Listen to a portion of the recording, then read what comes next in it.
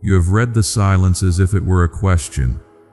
You have kept one part of your heart standing at the window, waiting for a return, a change, a message, a sign that what broke might still come back together.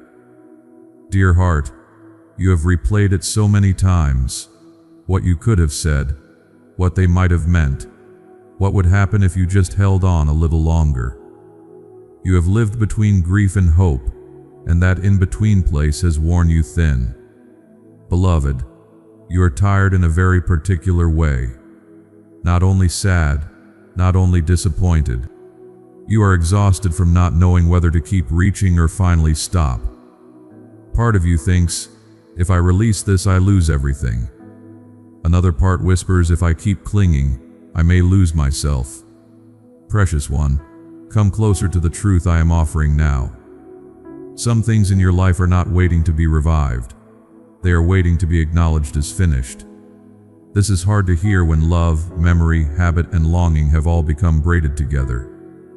But clarity, even when painful, is kinder than endless suspension. My child, when I say, it is over now, I am not speaking to crush you. I am speaking to free you from the suffering of trying to keep alive what has already gone still. There is a difference between faithfulness and refusal to face reality. There is a difference between hope and emotional captivity. There is a difference between honoring what mattered and remaining bound to what no longer has life in it. Loved one, you have mistaken continuing pain for continuing possibility. You have thought, because I still feel it, it must still be open. But feeling deeply does not always mean the path remains. Sometimes it only means the ending touched something very tender in you.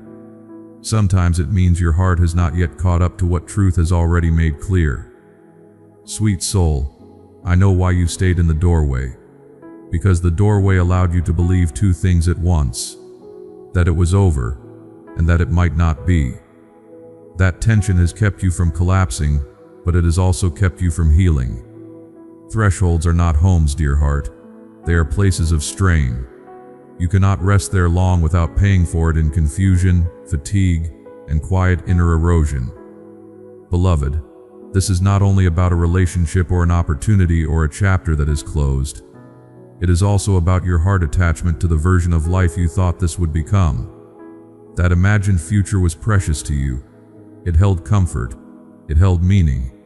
It held the hope that something painful would someday make sense. So when I tell you this part is finished, I know I am not only touching what happened, I am touching what you expected, what you invested, what you built inwardly around it. Precious one, grieve that honestly. Do not rush past it. Do not mock yourself for caring so much. Do not call yourself foolish for hoping. Hope was not your enemy. Attachment was not your sin.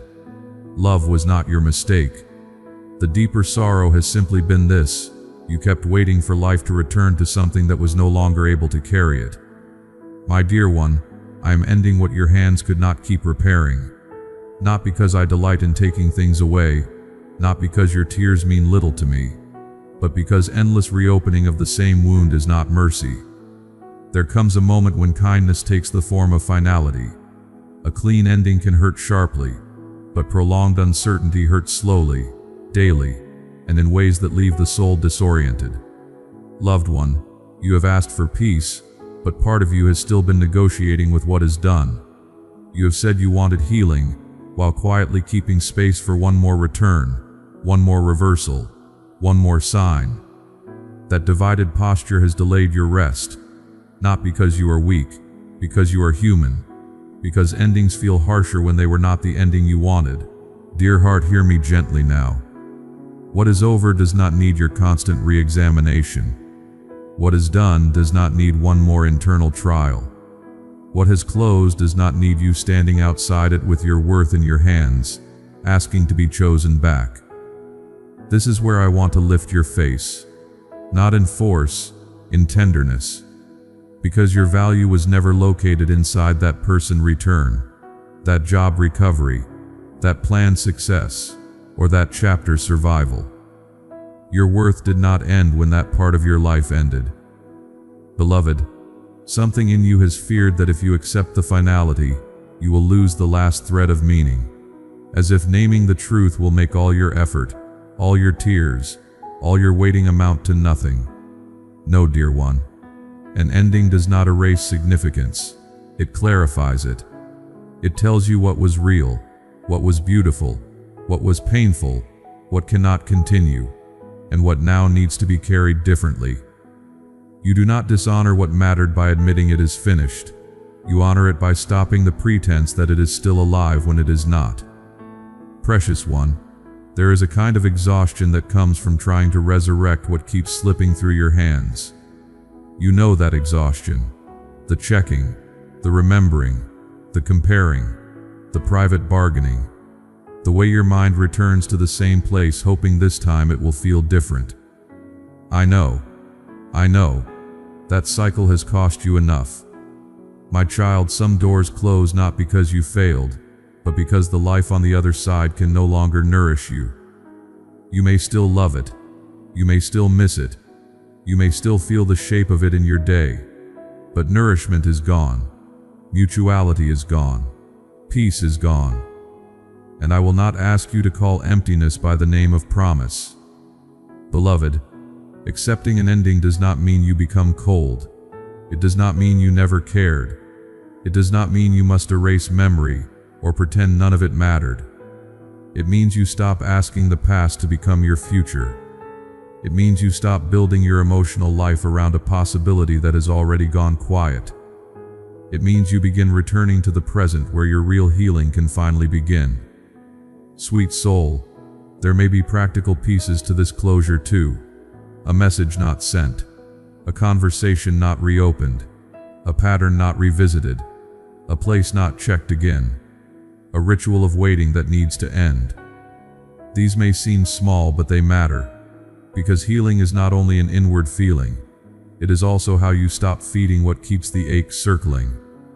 Dear heart, if tears come when you stop reaching, let them come.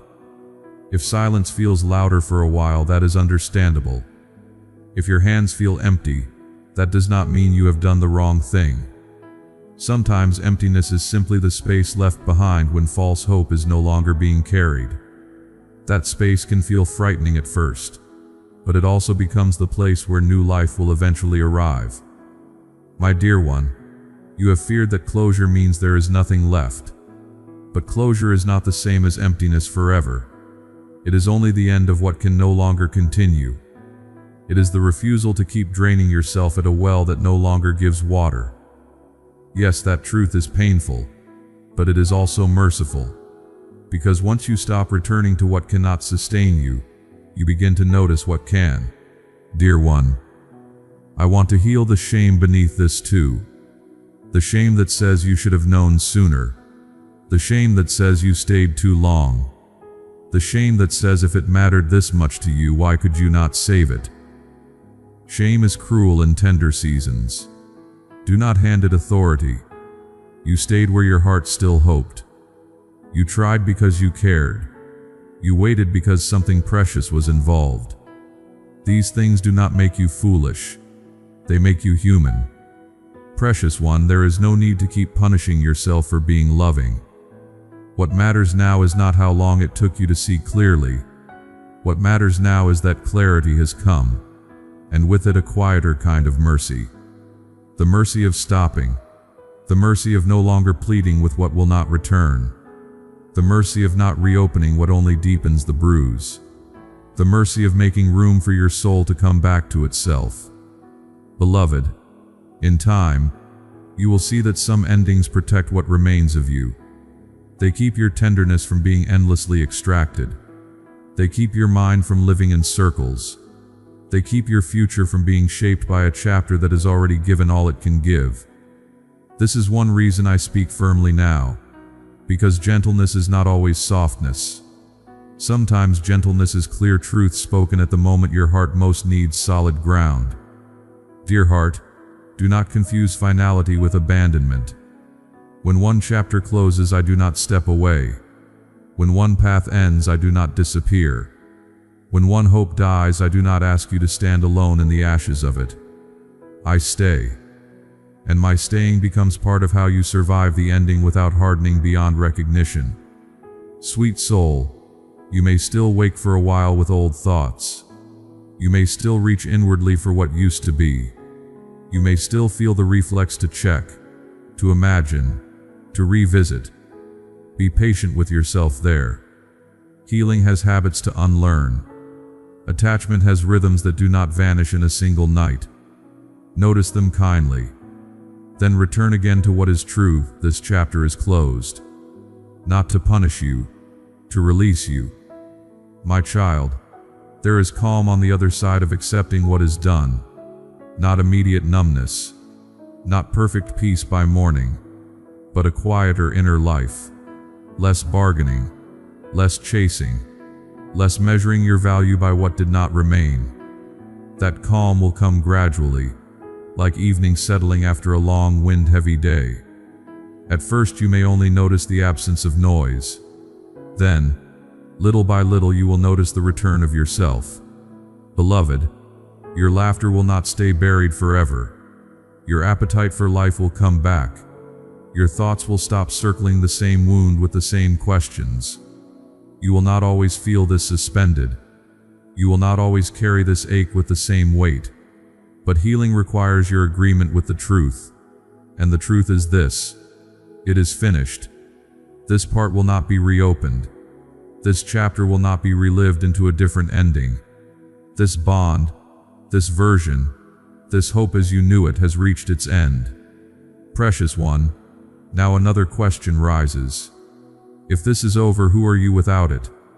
That question may feel tender now. Sit with it gently. You are still the one I cherish. Still the one with a future. Still the one capable of love, meaning, purpose, and rest. You are not the abandoned remains of a closed chapter. You are a whole person passing through grief. That is different. My dear one, there is no need tonight to force joy. There is no need to make sense of everything all at once. There is only this: stop resisting the ending. Stop calling back what has gone quiet. Stop laying your heart at a closed place and asking it to become home again. Come instead into the stillness that follows truth. Loved one, I will tend what hurts in you. I will sit with the sorrow. I will guard the tender places that feel exposed now. I will help you learn the shape of life after this ending.